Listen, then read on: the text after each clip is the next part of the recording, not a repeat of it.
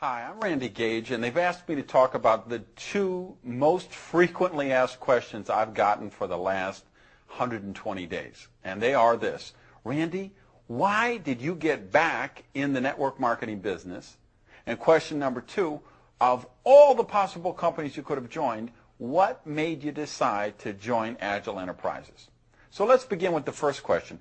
Why did I get back in the business? Well, to be honest, I never wanted to be out of the business. Frankly, 5 years ago, I was working as a distributor, growing a network, having the time of my life. I was excited. Bonus checks were going up. Leadership was coming in. Things were going amazing. And you know what happened? The company I was with went out of business. Another casualty of undercapitalization, which you see with startup companies all the time. So it wasn't that I wanted to leave the business. I didn't have a choice. So that happened 5 years ago. I've been out of the business a few years, but of course I've still been consulting, still been training people, doing my seminars, writing my books. And along the way, here's what happened. I've been working with some of the most top leadership people in the network marketing industry on a consulting basis. And I will flat out tell you this: I have created more MLM millionaires and MLM multimillionaires than anybody alive. And I'll stack that against anybody. I mean, you send in Mike Wallace and the 60-minute camera crew, you come to my office, we'll start taking out files, and I will show you company after company after company after company where I've trained the #1 worldwide or number 1, 2, 3 worldwide. I've got companies where I train the top 10 or top 20 payout leaders worldwide. So what's been going on? For these 5 years or so, I keep creating these millionaires, but I haven't been getting residual income on that, of course. And if you know anything about me, you know I think that's a crime against nature. So, of course, about 2 years ago, I really got over the hurt and the disappointment and the frustration of having that last company go out of business. And 2 years ago, I started looking, okay, where's a program for me? Where's a program I can build personally? Let me get back in the game and be sponsoring people personally and teaching them and training them and growing the network that I love to do so much. With 2 years I looked at company after company after company. And you know what? I couldn't find one to join. I'd find some. I liked the products, but I thought the compensation plan was lousy. I had other ones. I tried the products made me sick. I had some that I just felt the management wasn't there. I felt like they didn't have money. Like I didn't think they're going to be here a couple years from now. And I was looking for a situation where I could create wealth. Not just an income. I have an income. I'm a multimillionaire, okay? I didn't join the business again because I wanted to make $5,000 a month. You know, honestly, if I wanted to make $5,000 a month, I'd get a paper route, okay? I joined the business again because I wanted to create residual income cash flow machine, something to create dramatic legacy wealth. So what I was looking for was the company I thought would be the next billion-dollar company. So again, I tried this company, that company. I couldn't find all the factors right. 2 years this is going on.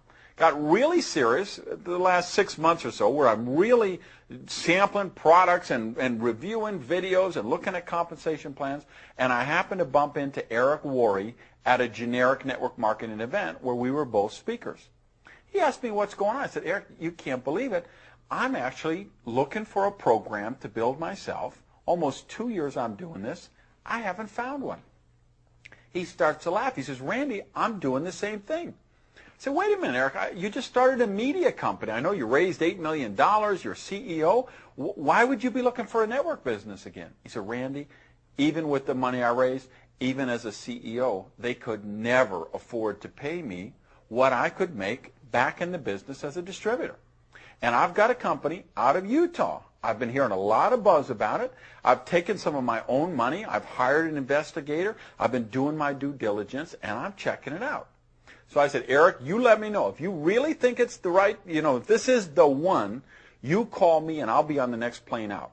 He calls me up, Gage, get out here. I get on a 6 a.m. flight. I fly out to Utah. And it was on that plane ride there that I put a pen to the pad and really looked at the compensation plan. And that was the point that I really understood the leverage matching bonus. And when I got that, I was about hallucinating, okay? But more about that in a minute. So I went out to Utah. I met Glenn Jensen. I met Craig Bradley. I met the CFO. I met the international guy. I met the national marketing guy. I met the guy for Japan and other countries. And I just said, I think this is the one. I loved the product story, and I started looking at all the equations. Does this have what it takes to be the next billion-dollar company? Because here's what I think it's very important you understand if you're looking to create wealth. Let's one of the things Eric likes to talk about is the categories you can put companies in. And I kind of follow his lead. I put them into 4 different categories here. 4 buckets, let's call them. Bucket number 1 is the airplane game and the chain letters and the pyramids and the travel cards and the gas cards, okay? Those things are the schemes. Nobody who's serious is going to pay any attention to them, so throw bucket number 1 out the window.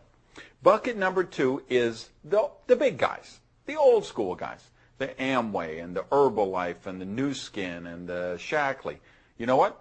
Good companies, solid people, solid companies. They've been around forever. I think they'll be around forever. I have nothing bad to say about those companies. However, I didn't join them myself personally. Why? Because I think in a mature company like that, I believe you can create an income, but you can't create wealth. You know, I don't believe Mark Yarnell could join New Skin today and build a $300,000 a month bonus check. I mean, I think the ship has sailed on that. That's just my opinion, but I think in a mature company, if you say, hey, I want to get in the business and build a nice check, a bonus check of $5,000 or $10,000 a month, I think you can do that with a category number 2 company. But again, that isn't what I was looking for. Now, category 3. This is the bucket of companies. They've been around a while. They might be here 10 years, 15 years, but they never really hit it big for whatever reason. And of course, they still tell their distributors, yeah, we're 12 years old and we haven't even hit exponential growth yet. But the truth is, they're not going to. If they were going to hit it, they would have done it already. Okay, company just doesn't languish around for 15 years and then all of a sudden hit exponential growth. That doesn't happen. So, and there's a million reasons why it doesn't happen. Maybe the products don't have traction, comp plan is not well, they don't have strong management, it's just the wrong product at the wrong time. I mean, there's just a gazillion reasons that could stop that from happening. Obviously, I didn't want to be in a bucket 3 company because there's no wealth to be created there. What's the first, the final bucket? Category 4, that's the new company, the startup company that actually is going to hit that exponential growth curve and become the next billion-dollar company. Now, nobody's a fortune teller. Nobody knows for sure, but there's clues. If you look at the companies that did make it, if you look at the firms that hit the exponential growth, there's certain criteria that have to be met. There's certain factors there, and that's what I looked for with Agile. That's what I found with Agile. So if you ask, how did a guy like Randy Schrader, a guy like Eric Worre, a guy like myself, a guy like Antonio Adair, how did these 4 multi-million-dollar producers all find our way independently to the same company and believe that it's the next multi-billion-dollar company? It's those criteria.